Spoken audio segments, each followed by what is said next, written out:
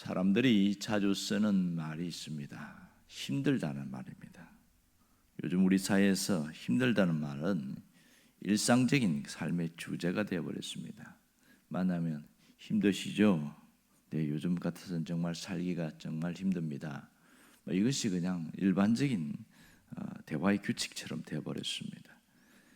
이를 많은 사람들이 힘들어하면서도 삶을 포기하는 사람은 그렇게 많지는 않습니다. 아마도 언젠가는 좀 더 나아지겠지 하는 그런 희망을 갖고 있기 때문에 그런 거 아닌가 생각해요.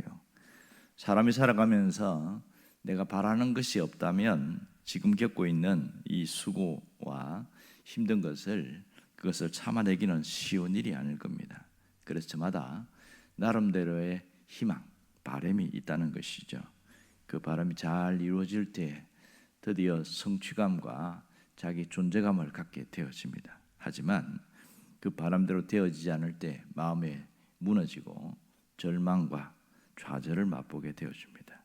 오늘 본문에도 절망을 맛본 그 사람이 나옵니다. 그는 바로 게으른 자 이렇게 나오고 있습니다.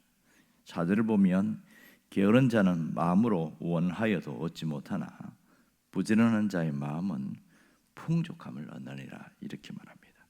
여기 두 종류의 사람이 나오는데 게으른 자와 부지런한 자 이렇게 나옵니다. 부지런한 자, 이 차이점이 뭘까요?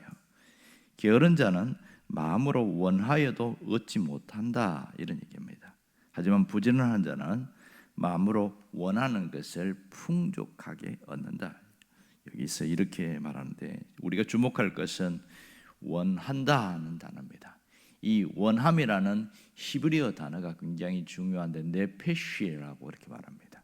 이 네페시라는 단어는 갈망한다 이런 뜻입니다. 게으른 자는 마음에 갈망하여도 얻지 못한다 그런 뜻이죠. 이 갈망이라고 하는 것은 욕심이라는 말과 연관성이 있습니다. 갈망이 있어도 네페시가 있어도 얻지 못한다는 것이죠. 인간은 세상에서 많은 것을 갈망하지만 아무리 채워도 또 여전히 목마르게 되어집니다. 결국은 채워도 여전히 배가 고프다 이런 얘기를 합니다. 특별히 넉넉한 사람들이 더 갈망이 심합니다. 네페시가 더 심하다는 것이죠. 이 갈망하는 수준이 상당히 높아요. 어떤 분은 보니까 부자들이 더 이 네페시가 더 심합니다. 오히려 서민층은 뭐 돈하지 않는데 부자들은 왜 이렇게 돈을 밝히는지 돈이 있음에도 돈하는 그런 경우가 있습니다. 어떤 분은 땅이 약 재산이 한 100억 이상이 넘는 그런 자산가인데 이분이 연세가 굉장히 많아요. 뭐 80이 넘었으니까. 그런 천국 갈 준비를 해야 되는데 불구하고 여전히 땅 보러 다니는 겁니다. 한 100년, 150년 살 것처럼 그렇게 여전히 네페시가 굉장히 강한 거예요. 누가 봐도 이제는 이제 뭐 있는 거 쓰고 마무리하고 그렇게 잘 해야 되는데 아직도 청춘처럼 그렇게 살아가는 사람이 있습니다. 마음이야 좋겠지만 자기의 어떤 현재 모습을 생각을 해야 되는데 이 네페시 갈망이 크니까 그게 안 되는 모양입니다. 파스칼에 보면 이 철학자 파스칼이 쓴 팡세라는 있죠. 이것저것 모아놓은 그 책이 팡세인데 그게 아주 중요한 얘기를 하고 있습니다. 그게 뭐라고 나오냐면 인간에게는 하나님만이 채울 수 있는 절대 공간이 있다 그렇게 말합니다. 하나님만이 채울 수 있는 절대 공간. 그러니까 사람들이 목마른데 채워도 채우지 않는 것은 구멍이 나 있기 때문에 그런 것이죠. 갈망이 크니까 아무리 채워도 채워지지가 않는 겁니다. 여러분, 그런데 하나님이 채우면 그 갈망이 채워지게 됩니다. 연연하지도 않고요. 오히려 이런 사람을 성경은 부지런한 자 이렇게 말합니다. 그러니까 여기에 정반대의 사람인 게으른 자가 나오는데 일반적으로 게으른 사람을 표현할 수도 있지만 여기에서는 하나님에 대하여 채우지 않는, 하나님으로 채우지 않는 자를 게으른 자 이렇게 표현하고 있습니다. 하나님이 아닌 세상의 것으로만 채우는 자를 게으른 자라고 표현했는데 반대로 부지런한 자는 하나님으로 내면을 채우는 자라고 말할 수 있지요. 게으르거나 부지런하다는 이 표현은 하나님 말씀에 대한 태도인 것을 알 수가 있죠. 그러면 이 성경은 우리에게 이렇게 질문하고 있습니다. 지금 당신은 무엇으로 채우고 있습니까? 이 질문을 하고 있는 거죠. 하나님은 이미 우리 앞에 보물 광산을 주셨어요. 그것이 말씀이지요. 그래서 부지런한 자는 하나님의 말씀을 어떻게 해서든지 캐서 자기 것으로 만들려고 애를 씁니다. 하나님은 이런 자의 마음을 축복하시는데요. 하나님이 우리 마음을 축복하시면 이 세상에 웬만한 것은 또 우리에게 선물로 주시는 그런 일들이 많습니다. 하지만 게으른 자는 눈앞에 하나님의 말씀이 있음에도 불구하고 실컷 세상에서 무언가를 찾고 돌아다니는 그런 항상 갈망하는 그런 마음이 있습니다. 채워도 마음이 공허한 이유는 하나님이 없이 다른 것으로 채우기 때문에 그런 것이죠. 이 세상에는 중고 인생이 있고 새로운 인생을 사는 사람이 있습니다. 누가 중고 인생을 삽니까? 세상에서 새 것을 얻으려고 하는 자입니다. 우리가 세상에서 많은 것을 얻지만 새 것은 없지요. 모두 재활용품입니다. 솔로몬이 이것을 깨닫고 해 아래 새 것이 없도다. 전도서에 그 얘기를 하고 있거든요. 해 아래 새 것은 없습니다. 누가 새로운 인생을 삽니까? 하나님을 통해서 무언가를 얻으려고 하는 자지요. 하나님으로부터 오는 모든 것은 모두 새 것입니다. 하나님은 이 세상에 있는 것들도 새롭게 변화시켜서 우리에게 주시기 때문에 그렇죠. 사람들은 흥것보다는 새 것을 좋아합니다. 아이들도 장난감을 처음 산 것, 처음 쓰는 것, 새 것을 좋아하지 남들이 쓴 것은 별로 안 좋아합니다. 옷도 헌옷보다 새 옷을 좋아하게 됩니다. 핸드백도 새 것을 좋아하지 누가 헌 것을 주면 별로 기분이 안 좋습니다. 그만큼 새로운 것을 좋아하는데 하나님 우리에게 새로운 인생을 사는 법을 알려주셨어요. 그것은 세상의 것으로 채우지 않고 하나님으로 내 마음을 채우는 겁니다. 2001년도에 나온 영화 중에 달마야 놀자라는 영화가 있습니다. 아주 재미있게 봤는데요. 처음 나오는 장면에 보면 조폭들이 막 어떻게 세상에서 하다가 경찰들이 쫓기고 그렇게 해서 산으로 도망가는데 어떤 암자 절에 들어가게 된 것이죠. 절에 들어가니까 더 이상 찾지 못하고 그런데 문제는 이 조폭들이 절에서의 생활이 만만치 않은 거예요.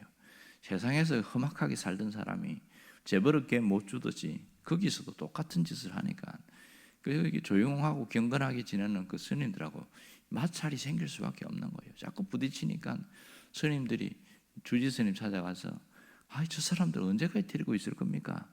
내가 보내야 되지 않습니까? 이 성화가 막 큰 거센 거예요. 그 눈치가 보이죠. 조폭들도 이미 눈치를 다 채고 있는데 이렇게 이제 그 노스님이 질문을 해서 문제를 냈는데 이것을 이기는 자에게 먼저 선택권을 주겠다. 만일 스님들이 이 어떤 그 내기에서 이기면 스님들이 말대로 하겠다. 그렇게 이야기하는 거예요. 제목이 뭐냐면 항아리를 앞에 세워놓고 밑에 깨진 항아리지요. 구멍이 난 항아리에다가 저 밑에 가서 물을 길러가지고 10분 만에 이 물을 꽉 채우는 사람이 이기게 하겠다. 말이 안 되는 그런 어떤 내기를 했는데 실제로 물을 막 채웁니다. 아무리 채워도 구멍이 났으니까 다 빠져나가잖아요. 방법이 없는 거죠. 그 어떤 스님은 우리 주지 스님께서 우리를 위해서 특별한 질문을 했구나. 그리고 그 항아리에 들어가고 딱 두 손 모고 삼선하고 있던데 주지 스님이 야 이놈아 내가 물을 채우라고 했지 내가 언제 그 들어가라고 했냐. 그래가지고 또 물을 채우면 안 되잖아요.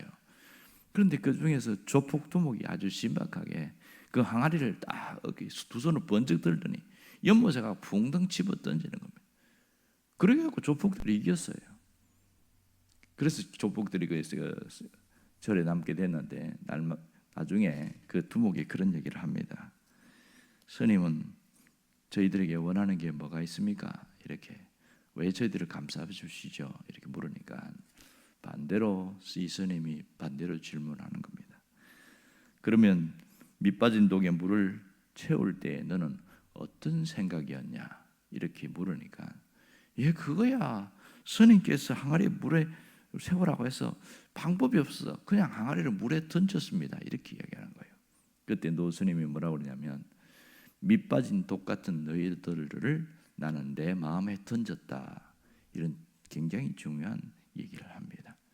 밑 빠진 독 같은 너희들을 내 마음에 던졌다. 이 스님이 그런 얘기하는 겁니다. 여러분, 우리는 내 마음을 하나님께 던질 줄 알아야 됩니다. 밑 빠진 독 같은 우리들, 깨어진 항아리 같은 우리가 하나님께 던져질 때에 우리 인생은 새 것이 되어지는 것이죠. 하나님의 말씀에 나를 던지라는 거예요. 하나님의 말씀에 나를 던지는 자는 늘 새롭고 풍성한 삶을 살 수 있다고 말씀하고 있습니다. 우리가 매일매일 생명을 얻고 생명으로 살아가는 비결을 오늘 이 말씀을 통해서 우리에게 보여주고 있습니다. 잠언에는 그냥 읽으면 그런가 하고 지나가는 경우가 많습니다. 하지만 말씀을 또 읽고 또 읽고 곱씹어서 읽다 보면 거기에서 맛이 나옵니다. 바로 오늘 이 말씀도 똑같습니다. 겉보기는 부지런한 자와 게으른 자에 대한 얘기 같이 보이지만 실상 가만히 보면 하나님으로 마음을 채우는 자에 대한 이야기인 것을 알 수가 있습니다. 하나님으로 채우는 자는 삶이 새로워집니다. 실상 그런 일을 참 많이 봅니다. 인생에서 이런저런 험악한 삶을 살다가 실패하고 어려운 사람들이 제대로 하나님을 믿고 영적인 체험을 하고 하나님을 만난 사람들을 보면 삶이 똑같은 삶인데 전혀 다른 새로운 삶을 삽니다. 그전에는 삶에 쩔어 있고 뭔가에 부족함에 쩔어 있는 삶이 얼굴이 확 펴져가지고 아주 생기 있게 살아가는 거예요. 돈이 많아서 생겨서 그런 것도 아니고 갑자기 인생이 펴져도 그런 것도 아닌데 마음이 완전히 달라진 겁니다. 이런 사람을 보면 하나님으로 자기를 채운 사람인 것을 알 수가 있는 것이죠.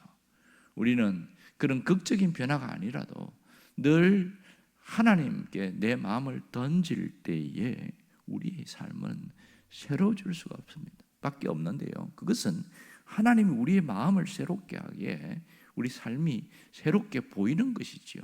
정말 그리고 하나님은 섞어서 모든 것을 합력해서 선을 이루는 하나님의 재창조의 역사가 지금도 있습니다. 로마서 8장에 말씀하신 것처럼 하나님을 사랑하는데 그 뜻대로 부르심을 입은 자들에게는 하나님이 합력하여 선을 이룬다는 게 이게 성경에만 기록된 게 아니고 실상 우리 삶에도 똑같이 나타나고 있는 겁니다. 어떤 분은 삶이 즐겁다 그렇게 말하는 사람이 있는가 하면 옆에 사람이 뭐가 즐겁냐?